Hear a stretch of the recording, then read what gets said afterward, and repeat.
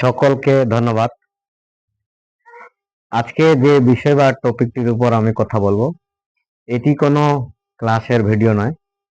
বাস্তব সমাজে আমরা বিভিন্ন রকম কেস কাভারির মধ্যে পড়ে যাই। এই কেসগুলোর ব্যাপারে আজকে আমি কিছু কথা বলবো, যেগুলো আপনাদের হয়তো কাজে লাগলেও লাগতে পারে। প্রথমে যে টপিকটা আসবো সেটা হলো related to the case. Case সম্বন্ধে যে কোনো বিষয়ে আপনার ধারণা থাকতেও পারে, আবার নাও থাকতে পারে।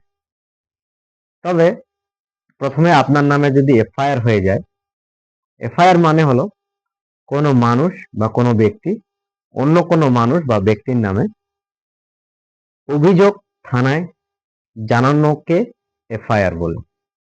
সেটি লিখিত আকারে হতে পারে অথবা মৌখিক আকারে হতে পারে।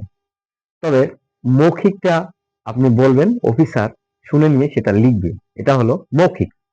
আর লিখিতটি হলো আপনি নিজে থেকে লিখতে পারেন বা কাউকে দিয়ে লিখিয়ে নিতে পারেন, এটি হলো লিখিত। এফআইআর, এই এফআইআর শব্দের অর্থ হলো ফার্স্ট ইনফরমেশন রিপোর্ট, অর্থাৎ প্রাথমিক যে তথ্যগুলো দিয়ে আপনি জমা করলেন, অভিযোগ করলেন, সেটিকে বলা হচ্ছে এফআইআর। পরের শব্দটি আসবো আইইউ। আইইউ মানে হলো ইনভেস্টিগেশন অফিসার। এই ইনভেস্টিগেশন অফিসার যদি মনে করেন ইনকোয়ারি করে আপনার বিরুদ্ধে দেওয়া অভিযোগটি সত্য, তাহলে তিনি পরবর্তী পদক্ষেপ গ্রহণ করবেন। যদি মনে হয় মিথ্যা, তাহলে এফআইআরটিকে তিনি তখনই নস্যাৎ অর্থাৎ বাতিল করে দিতে পারেন। কিন্তু এমনটা কোনোদিন ভাববেন না যে কেসের আয়ও সঠিক তদন্ত করে আপনাকে সেই কেস থেকে মুক্তি দেবে, এমনটা ভাববেন না। কারণ এখন কেস কাভারি বিষয়টি চলে গেছে একটি অন্যতম টাকা ইনকামের পর্যায়ে। ফলে আইওর কাছ থেকে আপনি কখনো কোনো কিছু ভালো কিছু আশা করবেন না। এটা আপনার প্রথম দুর্বলতা হবে যদি আপনি আইওর কাছ থেকে কিছু আশা করেন। আপনার বিরুদ্ধে কেউ এফআইআর করলো, আপনি সঙ্গে সঙ্গে সেই এফআইআর কপিটি উকিলের মাধ্যমে থানা থেকে তোলার ব্যবস্থা করবেন, নিজে কখনো যাবেন না। কারণ পুলিশ মানে ছাইয়ের দড়ি পাকা, এটা আমরা শুনে থাকি। অথবা পুলিশে ছুঁয়ে দিলে 18 ঘা, 32 ঘা, 36 ঘা, এই শব্দগুলো শয়তানি করার জন্য পুলিশরা ব্যবহার করে থাকে। অর্থাৎ পুলিশের কোনো কথায় যদি আপনি বিশ্বাস করেন, সবচেয়ে বেশি ক্ষতি আপনার হবে। এরপরে কিছু মানুষের প্রশ্ন হতে পারে, তাহলে কি সমাজে ভালো পুলিশ নেই? থাকতে পারে। 100 জনের মধ্যে 5 জন 10 জন থাকতে পারে, বা 100 জনের মধ্যে 99 জনও থাকতে পারে। তবে 100% ভালো নেই। আপনি ধরে নেবেন যে আপনার কপালে ওই 1% খারাপ অফিসারই পড়বে। ফলে তাদেরকে বিশ্বাস করার কোনো ব্যাপার নেই। আপনি উকিল ধরবেন, থানায় উকিল মারফত আপনার বিরুদ্ধে জিডি বা জেনারেল ডায়েরি বা এফআইআর যেটি হোক, আপনি তোলার চেষ্টা করবেন উকিল মারফত, নিজে যাবেন না।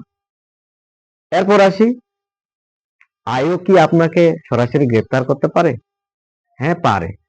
কারণ আইন যারা আইনে যারা শাসনে আছেন তারা চাইলে আইনটাকে মানতেও পারেন, আবার নাও পারেন। এটি কেমন কথা? এটি ঠিক এরকমই কথা যে এফআইআর বা জিডি হলে প্রথমে সেই ব্যক্তিটিকে থানায় আসার জন্য বা তার কাছ থেকে তথ্য নেওয়ার জন্য 41 এর নোটিশ পুলিশকে পাঠাতে হয়। কিন্তু আজ অব্দি আমি কোনোদিন দেখলাম না যে পুলিশ কাউকে 41 এর নোটিশ পাঠিয়েছে, তাকে জিজ্ঞাসাবাদ করেছে, বা তার পরবর্তী যে প্রসিডিংস গুলো পুলিশ ডায়েরিটা আছে মেনটেন করার জন্য, সেগুলো তারা ফলো করেছে। এটা আপনি কখনো ভাববেন না যে তারা আইনটাকে ফলো করবে। আপনাকে ধরে নিতে হবে যে তারা ডেকেছে মানে আপনার গ্রেপ্তার করবে, ধরে নিতে হবে।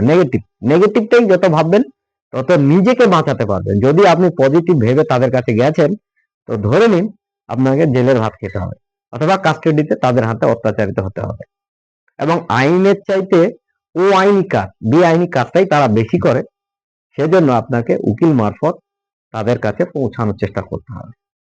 এই গেল আইও। এই আইওর আরেকটি ভূমিকা আছে, সেটি হলো যখন আপনার নামে কেস হয়ে গেল, তখন আইও কিন্তু আপনাকে 41 এর নোটিশ দেবে না।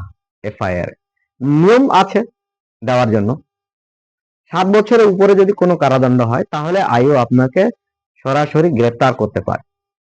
কিন্তু আইও এটা কখনো ভাববে না যে 7 বছরের নিচে সাজা হবে বা আর কিছু হবে। আপাতত দৃষ্টিতে জজ এটা ডিসিশন নেবেন যে তার 7 বছরের সাজা হবে না 3 বছরের সাজা হবে। তার পরিপ্রেক্ষিতে সেই অভিযুক্তের বিরুদ্ধে তিনি আসামি হবেন না নির্দোষ খালাস হবেন সেটি ডিসিশন হবে। তবে প্রাথমিকভাবে এফআইআর হওয়া মানে মানে পুলিশের কাছে হলো আসামি হয়ে যাওয়া, একদম কারেক্টলি আসামি হয়ে যাওয়া।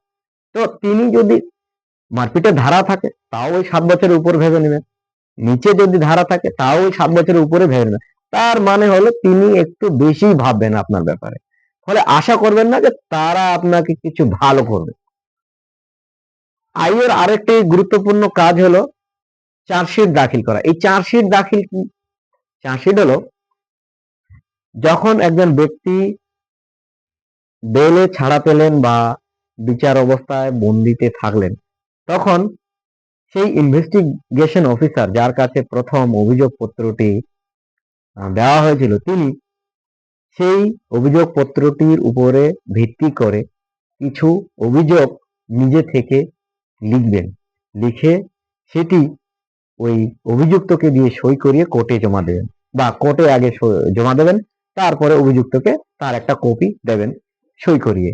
এটি হলো আপনার ওই আইওর ভূমিকা। এবার আপনি কি ভাবছেন যে আইও আপনাকে সহজে মানে ছেড়ে দেবে? যত রকম মিথ্যা কথা লেখা সেখানে লিখবে 100%, সে লিখবেই। সে যেহেতু কেসটা মিথ্যা হয়েছে এই অনুযায়ী সে মিথ্যা কথাই লিখবে আপনার বিরুদ্ধে এবং কোর্টে প্রমাণও হবে না। পরে আপনি নির্দোষী খালাস হবেন, কিন্তু প্রাথমিক পর্যায়ে আপনার মানসিক যে অবস্থা সেটা বিঘ্নিত হবে, আপনার সামাজিক সম্মান নষ্ট হবে। এতে পুলিশের কিছু যায় আসে না, কারণ এটা তাদের কাছে একটা ব্যবসা।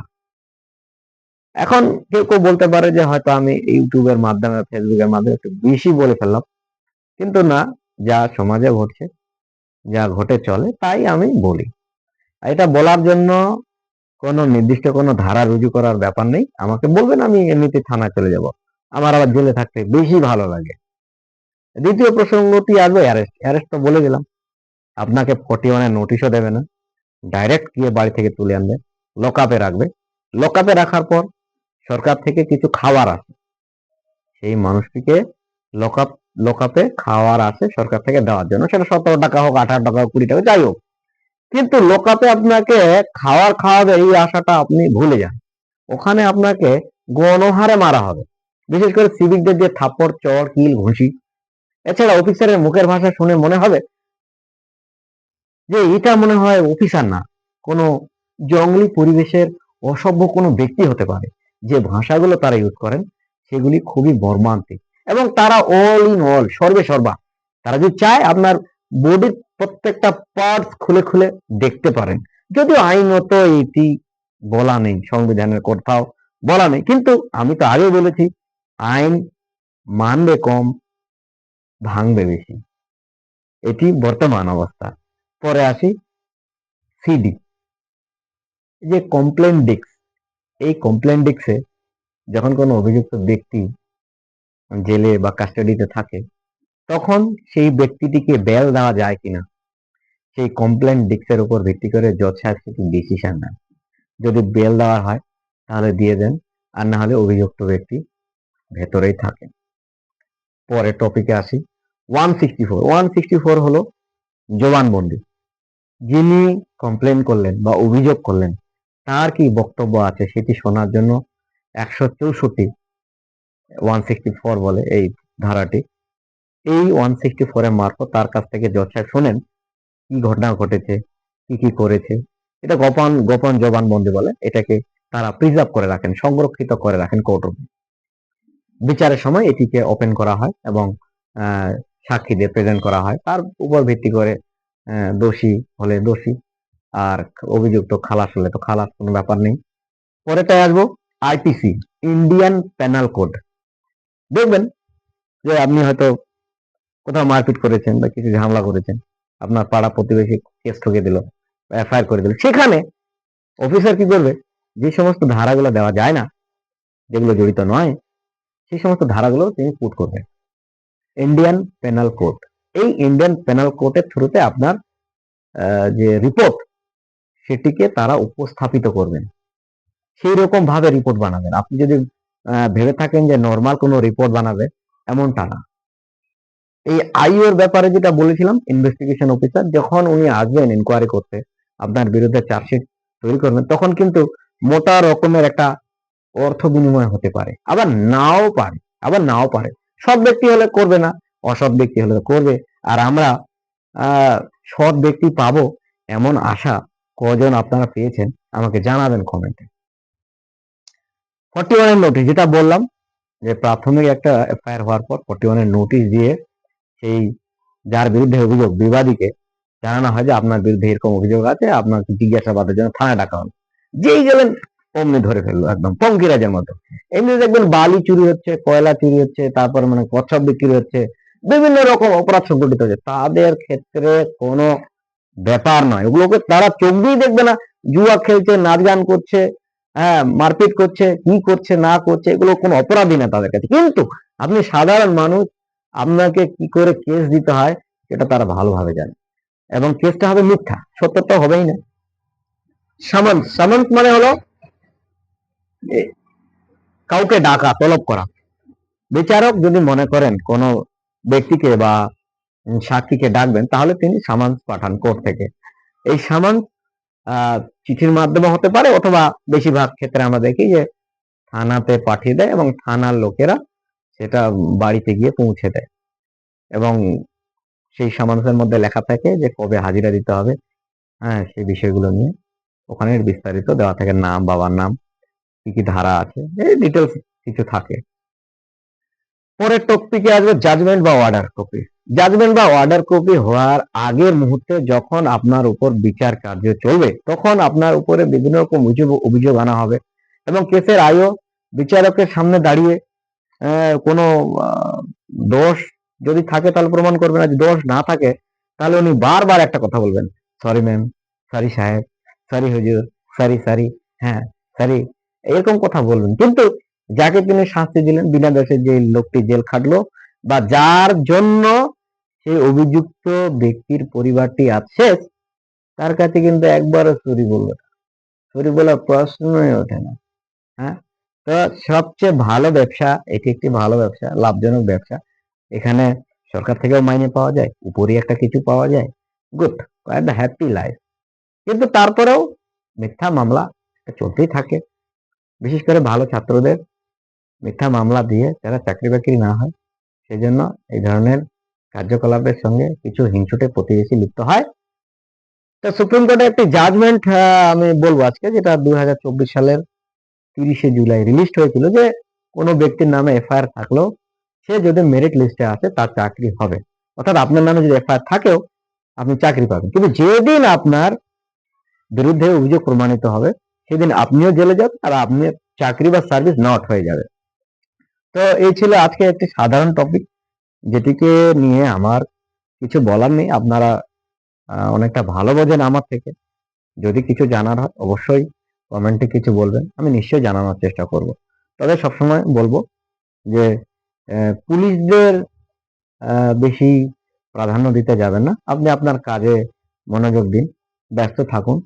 কারণ ওই যে 18 মাসে বছর, না হলে আরো কিছু বাজে বাজে শব্দ যেগুলো হয় তাদের শয়তানি করার জন্য, সেই শব্দগুলো প্রয়োগ করবে, যেগুলো আপনাকে মোটে ভালো লাগবে না। আপনারা ভালো থাকুন। এরপরে একটা ভিডিও নিয়ে আসবো কিভাবে কেস দ্রুত বা তাড়াতাড়ি তুলবেন। Thank you. আশা রাখছি আপনারা ভালো আছেন এবং যে কাজ করছেন সেটি মনোযোগ দিয়ে করুন। ধন্যবাদ।